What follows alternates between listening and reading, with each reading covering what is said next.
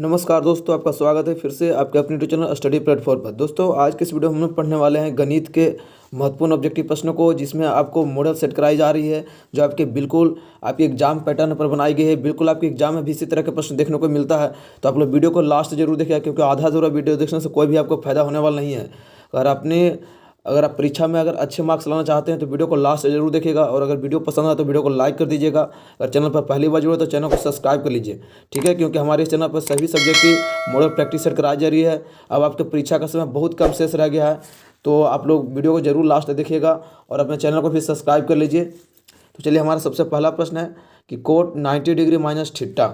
क्या पूछा है? कोट 90 डिग्री माइनस थीटा बराबर क्या होता है, आप लोग को बताना है। अपना आंसर भी कमेंट में करते रहिएगा, ठीक है, मेरे साथ साथ आप लोग भी सभी प्रश्नों को हल करते चलिए।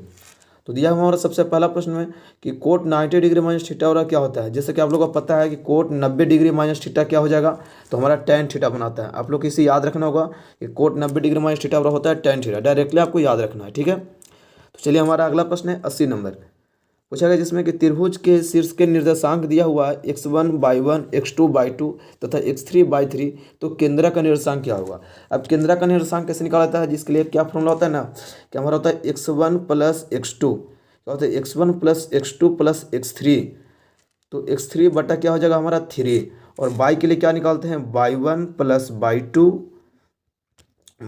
y1 plus y2 plus y3 बटा 3। हमारे किस ऑप्शन में दिया हुआ है तो देख लेते हैं हम। तो हमारा ऑप्शन नंबर 20 का बिल्कुल सही जवाब हो जाएगा x1 plus x2 plus x3 बटा 3, और y1 plus y2 plus y3 बटा 3। हमारा ऑप्शन भी बिल्कुल सही जवाब हो जाएगा। चलिए, हम अगले प्रश्न की ओर बढ़ते हैं। हमारा अगला प्रश्न है 81 नंबर, जिसमें पूछा गया है कि sine 20 degree minus cos 70 degree. तो sine 20 degree minus cos 70 degree क्या हमारा बनाएगा, तो हमारा इसे कैसे निकालते हैं। सबसे पहले इसे पूरक के रूप में बदलते हैं। कैसे? तो साइन 20 को हम इस तरह से लिख सकते हैं, साइन 90 माइनस 70, क्योंकि जैसे ही साइन 90 माइनस 70 लिखेंगे तो हमारा क्या बना, सॉरी साइन 90 माइनस 70, ठीक है, क्योंकि साइन 90 माइनस 70, 90 में से 70 जाएगा तो हमारा साइन 20 ही तो लिखा हुआ है ऐसे करके। और क्या माइनस हमारा दिया हुआ है कोस 70, किसी एक को आपको चेंज करना होगा। तो अब साइन 90 माइनस 70 क्या हमारा होता है, तो होता है कोस 70। क्या हो जाएगा, कोस 70 माइनस कोस 70। जब आपस में दोनों कैंसिल हो जाएगा तो क्या हमारा बचेगा, तो हमारा आ जाएगा इसका आंसर 0। तो 0 हमारा किस ऑप्शन में है, तो हमारा ऑप्शन 20 का बिल्कुल सही जवाब हो जाएगा 0। चलिए, हम अगले प्रश्न की ओर बढ़ते हैं। हमारा अगला प्रश्न दिया हुआ है 1 माइनस कोस की पावर 4a बराबर क्या होगा। तो इसे कैसे हल करना आप लोग अच्छे से समझिएगा। देखिए, 1 माइनस कोस की पावर 4 है ना, तो 1 को हम ऐसे लिख सकते हैं 1 का स्क्वायर, क्योंकि 1 का स्क्वायर भी 1 ही होता है।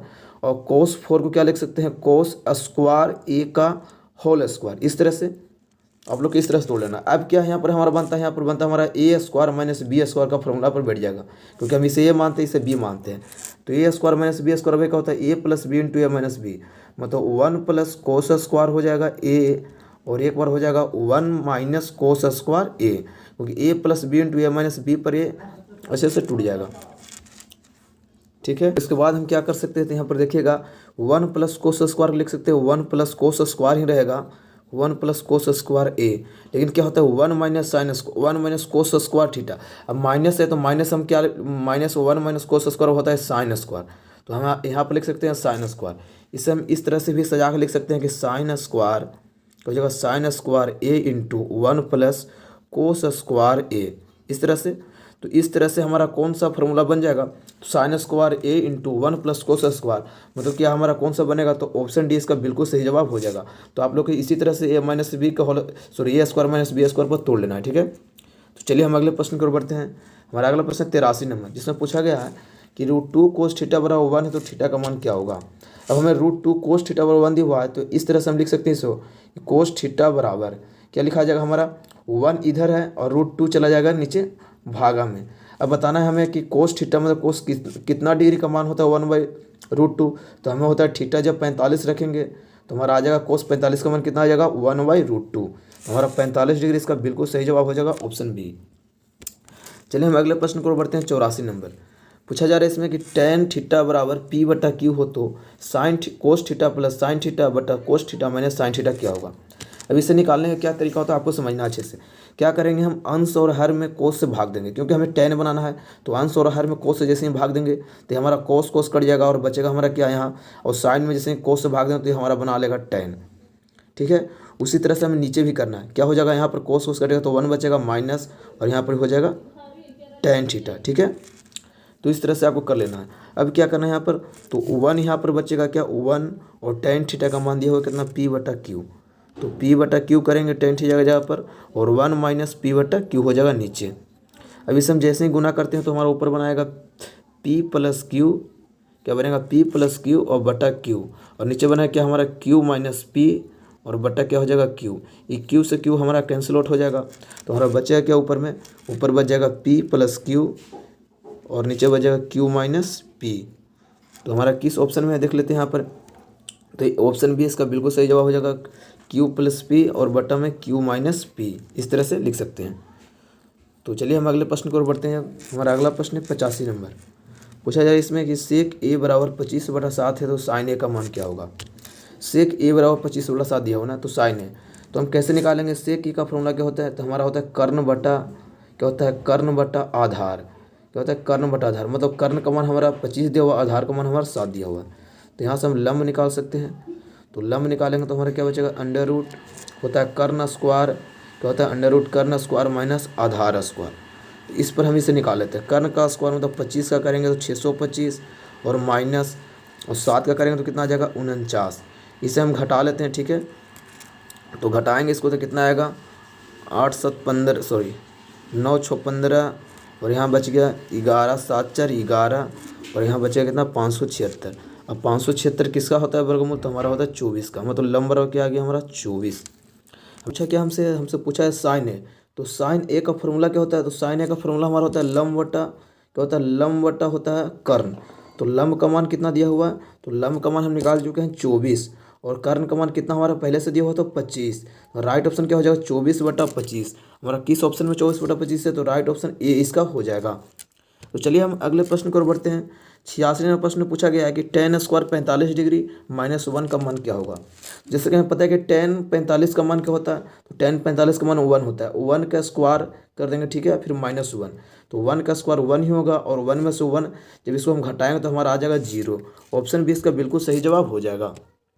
तो चलिए हम अगले प्रश्न की ओर बढ़ते हैं। 87 नंबर प्रश्न पूछा गया कि 1 - tan स्क्वायर ए बटा सेक स्क्वायर ए का क्या बनेगा।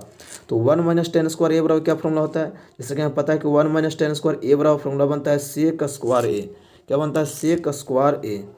तो चलिए हम यहाँ पर लिख लेते हैं सेक स्क्वायर ए। अब बट्टा में क्या दिया हो हमारा सेक स्क्वायर ए, ये आपस में दोनों जैसे ही कटेगा तो हमारा क्या बनेगा 1, तो 1 इसका राइट ऑप्शन हो जाएगा ऑप्शन सी।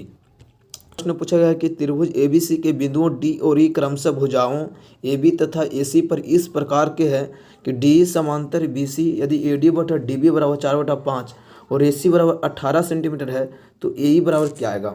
अब क्या ये हमसे पूछ रहा है, चलिए इसे हम समझते हैं। पहले क्या दिया हुआ हमारा एक त्रिभुज दिया हुआ, इस तरह से त्रिभुज दिया हुआ, इसका नाम है एबीसी। तो एबीसी रख लिए हम, और डीई किसके समांतर है, बीसी के समांतर एक हमें रेखा खींचना जो डीई है, तो डीई हम खींच लिए, ठीक है। और इसमें हमारा दिया हुआ क्या क्या, ए डी का मान दिया हुआ 4 और डी बी का मान दिया हुआ 5, तो लिख लेंगे इसे, ठीक है। और हमारा ए सी मतलब यहाँ से ए से सी तक दिया हुआ हमारा 18। तो कैसे निकालेंगे, हमारा निकालना क्या है, ए ही निकालना है, मतलब ए वाला हमें निकालना है। तो कैसे निकालेंगे हम, इसके लिए एक प्रॉपर्टी याद होना चाहिए। क्या होता है कि हमारा जो यहाँ से यहाँ तक की दूरी, मतलब क्या हो जाएगा, पहले ए डी हम लिखते हैं, ए डी बटा क्या हो जाएगा ए बी, ए डी बटा ए बी बराबर क्या होता है हमारा ए ई बटा क्या होता है ए ई बटा ए सी। इस तरह से आपको ये प्रॉपर्टी याद रखना होगा और बाकी सबका वैल्यू पुट करके हम निकाल सकते हैं। तो ए डी का मान क्या हो जाएगा, सॉरी ए डी का मान कितना दिया हुआ 4, तो 4 लिख दिए।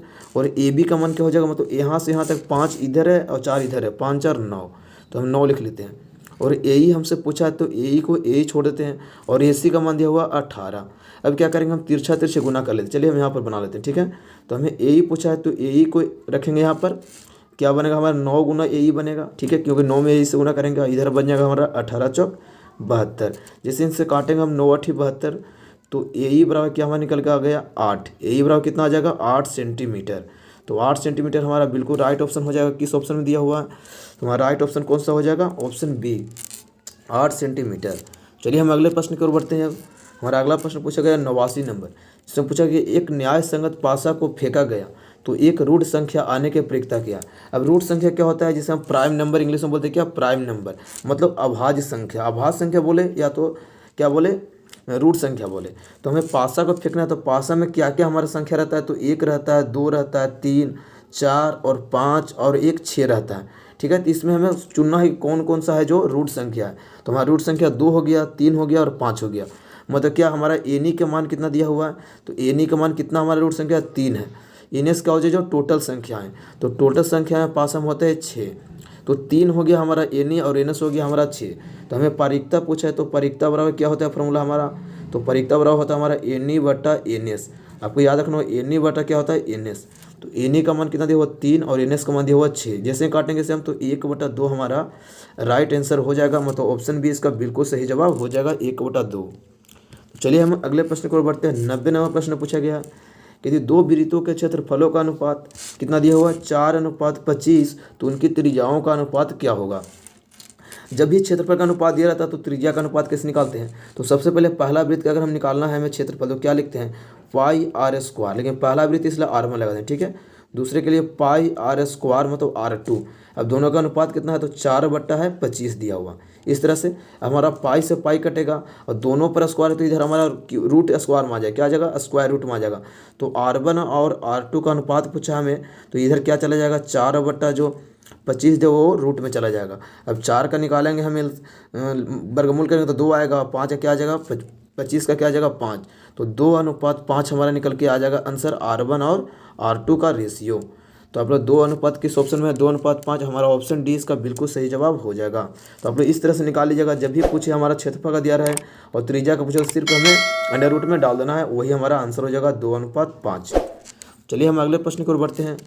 हमारा अगला प्रश्न है 91 नंबर, जिसमें पूछा गया है कि अच्छी प्रकार से फेंटी गई एक ताश की गड्डी में से एक पत्ता या दृश्य निकाला जाता है, तो इसके लाल रंग का तस्वीर वाला पत्ता होने क्या प्रक्रिया है। अब लाल रंग का तस्वीर, सबसे पहले हमें पता होना चाहिए कि तस्वीर वाला जो पत्ता होता है जो कितना होता है। मतलब 52 पत्ता में से तस्वीर वाला पत्ता होता है जो कितना होता है, तो जैसे कि हमें पता है कि टोटल तस्वीर वाला पत्तों की संख्या होती है 12। क्या होती है 12, जिसमें हमारा होता है 6 होता है जो लाल रंग का होता है और 6 हमारा होता है काला रंग का।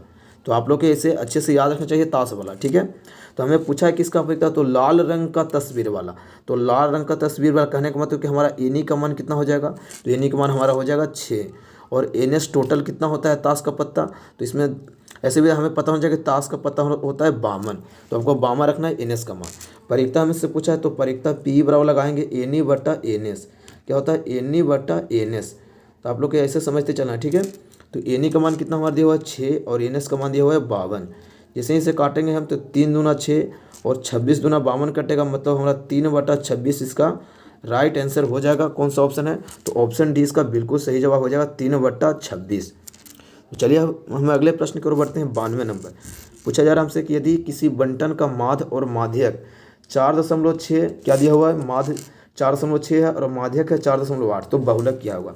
इसके लिए हमें एक फॉर्मूला पता होना चाहिए कि बहुलक बराबर क्या होता है। तो बहुलक बराबर हमारा होता है क्या 3 गुना माध्यक, क्या होता है 3 गुना माध्यक माइनस 2 गुना माध्य, क्या होता है 2 गुना माध्य। आपको ये फॉर्मूला याद रखना होगा। ठीक है, जैसे हमें पूछा गया 3 गुना माध्य का मान कितना दिया हुआ है, तो माध्य का मान दिया हुआ हमारा 4.8 रख दिए, माइनस 2 गुना माध्य का मान कितना दिया हुआ है 4.6। अब इसे हम गुना करते हैं तो 8 × 24 और 3 × 4 12 और 2 14, मतलब क्या आ गया 14.4 माइनस इसे गुना करेंगे 6 दूनी 12 4 दूनी 8 1 9, मतलब 9.2। अब इसे हम घटाते हैं तो 4 में से 2 गया 2 बचेगा और यहाँ पर 14 में से 9 गया तो 5 बचेगा, मतलब 5.2 इसका बिल्कुल सही जवाब हो जाएगा ऑप्शन सी। तो आप लोग इस तरह से बहुलक को निकाल सकते हैं। चलिए हम अगले प्रश्न की ओर बढ़ते हैं। 93 नंबर पूछा जा रहा हमसे, इसमें दिया हुआ प्रेक्षण 8 12 7 14 6 13 और 15 का माध्यक क्या होगा। माध्यक कैसे निकालते हैं, तो माध्यक अब सबसे पहले हम सजा लेते हैं बढ़ते हुए क्रम में। क्या सजाएंगे, बढ़ते हुए क्रम सजाएंगे और सबसे बीच वाला हमारा माध्यक होता है। तो सबसे छोटा कौन है, तो सबसे छोटा हमारा 7 है, उसके बाद क्या हमारा है 8 है। ठीक है, सबसे छोटा 6 है, तो 6 7 8 इस तरह से सजाते आपको जाना है। ठीक है, उसके बाद कौन सा आ जाएगा, तो उसके बाद हमारा आ जाएगा 12। ठीक है, 12 के बाद आएगा 13, 13 के बाद आएगा 14 और 14 के बाद हमारा आ गया 15। अब कितना संख्या दिया हुआ 1 2 3 4 5 6 7, इसमें कितना होगा 1 2 3 4 5 6 7। अब 7 क्या होगा, तो 3 हमारा इधर कट गया 3 हमारा इधर कट गया, जो सबसे बीच में होते हैं वही हमारा क्या होता है माध्यक। तो इसका माध्यक कितना हो जाएगा 12, बिल्कुल सही जवाब हो जाएगा। तो आप लोग इस तरह से माध्यक को निकाल लीजिएगा। ठीक है, चलिए हमारा अगला प्रश्न है कि माध्य का 3 गुना और माध्य का 2 गुना का अंतर क्या होता है। हमें क्या बोला है कि माध्य का 3 गुना मतलब 3 गुना माध्य करना, ठीक है। और फिर अंतर बोला है तो अंतर मतलब होता है घटाव, और 2 गुना क्या करना है, माध्य करना है। तो माध्य का 3 गुना और माध्य का 2 गुना दोनों का अंतर क्या होता है, इसी का हम क्या बोलते हैं, बहुलक बोलते हैं। तो बहुलक का फॉर्मूला हमारा यही होता है कि 3 गुना माध्यक माइनस 2 गुना माध्य। तो हमारा कौन सा ऑप्शन सही हो जाएगा, ऑप्शन सी इसका बिल्कुल सही जवाब हो जाएगा बहुलक। चलिए हमारा अगला प्रश्न है 95 नंबर। पूछा कि एक घड़ी के मिनट वाली सुई द्वारा 1 मिनट में बनाया गया कोण क्या होगा। तो एक घड़ी के मिनट वाला सुई द्वारा 1 मिनट में बनाया गया कोण क्या होगा। जैसे कि हमें पता होना चाहिए कि जो घड़ी का मिनट का सुई होता है वो 360 डिग्री का कोण बनाता है कितना मिनट में, तो 360 डिग्री का कोण बनाता है पूरे। जब 60 मिनट चल लेता है तो 360 डिग्री का कोण बना लेता है। तो कहता है 1 मिनट में कितने डिग्री का कोण बनाएगा, तो हम 360 को 60 से कर देंगे भागा तो हमारा 1 मिनट का निकल जाएगा। जैसे काटेंगे तो हमारा कितना आ जाएगा, 6 डिग्री। तो 6 डिग्री इसका बिल्कुल सही जवाब हो जाएगा ऑप्शन डी। चलिए हम अगले प्रश्न को बढ़ते हैं। 96 नंबर प्रश्न पूछा गया है कि आधार की त्रिज्या r तथा ऊंचाई h वाले एक लंबवृत्तीय बेलन का आयतन क्या होगा। तो हमें दिया है त्रिज्या का मान r है और ऊंचाई का मान h है, तो बेलन का आयतन क्या होगा। तो हमें डायरेक्टली फार्मूला पूछा गया है। तो बेलन का आयतन क्या होता है, हमें पता होना चाहिए कि बेलन का आयतन होता है पाई आर स्क्वायर एच होता है। तो पाई आर स्क्वायर एच हमारा कौन सा ऑप्शन में है, ऑप्शन डी इसका बिल्कुल सही जवाब हो जाएगा, पाई आर स्क्वायर बेलन का आयतन। तो आप लोग इसे याद रखिएगा, ठीक है। हमारा अगला प्रश्न है 97 नंबर कि समबाहु त्रिभुज ABC में AD लंब BC, तो AD स्क्वायर बराबर क्या होगा। तो समबाहु त्रिभुज हम इस तरह से खींचते हैं, ठीक है। मतलब तीनों भुजाएं इसका बराबर होना चाहिए, तो तीनों भुजाएं को हम बराबर ले लिए। अब क्या कहता है इसमें ABC जो दिया हुआ, इसमें AD जो लंब है जो किस पर है, BC पर है। तो AD लंब BC पर हम खींच दिए A और D इस तरह से। तो कहता है AD का स्क्वायर मतलब इसका स्क्वायर जो किसके बराबर होगा। तो हमें अब AD का स्क्वायर बताना है। मतलब क्या इसमें बन गया कि A हमारा बन गया आधार, A हमारा बन गया कर्ण। तो सबका मान कितना दिया हो, जैसे कि सब बराबर दिया तो ए हम सबको मान लेते हैं। क्या मान लेते हैं, ए और सबको मानेंगे तो ये हमारा a/2 हो जाएगा और ये हमारा क्या हो जाएगा a/2, क्योंकि आधा आधा में बट गया। हमें AD का स्क्वायर लिखना है। क्या लिखना है, AD का स्क्वायर। तो AD का स्क्वायर किसका स्क्वायर के बराबर होगा, तो जो AB का स्क्वायर होगा क्या होगा, AB का स्क्वायर और माइनस क्या हो जाएगा, जो हमारा BD का स्क्वायर है दिया वो हो जाएगा माइनस में। तो इस तरह से लिख सकते हैं, ठीक है। अब हमें क्या करना है, तो अब हमें करना है क्या, तो AB। तो AB को हम क्या माने थे, A माने थे। तो यहाँ पर तो हमारा हो जाएगा A स्क्वायर और BD का मान है a/2। तो a/2 का स्क्वायर यहाँ पर ऐसे हो जाएगा इस तरह से। तो यहाँ पर हमारा हो गया A स्क्वायर, यहाँ पर हमारा हो जाएगा A स्क्वायर बटा में 4। अब यहाँ पर से 4 जैसे LCM करेंगे तो हमारा यहाँ पर बचेगा 4A square minus A square. तो 4A स्क्वायर में से A स्क्वायर घटेगा तो क्या बचेगा, 3A स्क्वायर बटा में क्या हो जाएगा 4। तो 3A स्क्वायर बटा 4 इस तरह से हम लिख दिए, ठीक है। तो अब हमें क्या करना है, अब हमें देखना है कि A स्क्वायर का मान कौन सा इसमें अति करेगा। जैसे कि AB हम लिख सकते हैं A स्क्वायर के जगह पर, लेकिन AB किसी में नहीं है, CD लिखा हुआ है। तो CD को हम क्या लिख सकते हैं, a/2 लिख सकते हैं। तो यहाँ पर CD के जब a/2 लिखेंगे तो हमारा क्या बचेगा, 3/2 बचेगा। और a/2 ऐसे ही करेंगे a/2, तो a/2 को हम CD लिख सकते हैं, ठीक है। तो हमारा CD का क्या हो जाएगा, स्क्वायर हो जाएगा। तो मतलब 3/2 और CD का स्क्वायर कौन सा हमारा ऑप्शन में है, ऑप्शन सी इसका बिल्कुल सही जवाब हो जाएगा। तो चलिए हम अगले प्रश्न की ओर बढ़ते हैं। 98 नंबर पूछा गया हमसे कि त्रिज्या r वाले अर्धगोले का वक्र पृष्ठीय क्षेत्रफल क्या होता है। जैसे कि हमें पता है कि अर्धगोले का वक्र पृष्ठीय क्षेत्रफल क्या होता है, तो 2πr² होता है। जब भी पूछे वक्र पृष्ठीय क्षेत्रफल अर्धगोला का तो 2πr, अगर संपूर्ण पूछे, क्या पूछे संपूर्ण पूछे तो फिर 3πr² कर दीजिएगा, ठीक है। लेकिन यहाँ पर वक्र पूछा है तो हमारा राइट ऑप्शन सी हो जाएगा। चलिए हमारा अगला प्रश्न 99 नंबर पूछा गया हमसे दी गई आकृति में O वृत्त का केंद्र है तथा कोण AOC बराबर 130 डिग्री है, तो कोण OAC क्या होगा। हमें दिया है कोण क्या दिया हुआ है, AOC बराबर क्या दिया हुआ है 130 डिग्री, मतलब इसका मान दिया हुआ है 130 डिग्री। तो हमसे पूछा है कि OAC क्या होगा, मतलब OAC इसका मान क्या होगा। जैसे कि हमें पता है कि त्रिभुज के तीनों कोणों का मान क्या होता है, तो त्रिभुज के तीनों कोणों का मान होता है 180 डिग्री, ठीक है। और जो भी यहाँ पर बनेगा कोण क्या बनेगा, यहाँ पर देख सकते हैं आप लोग 180, और बाकी जो बच गया वो आधा आधा में दोनों जगह बढ़ जाएगा।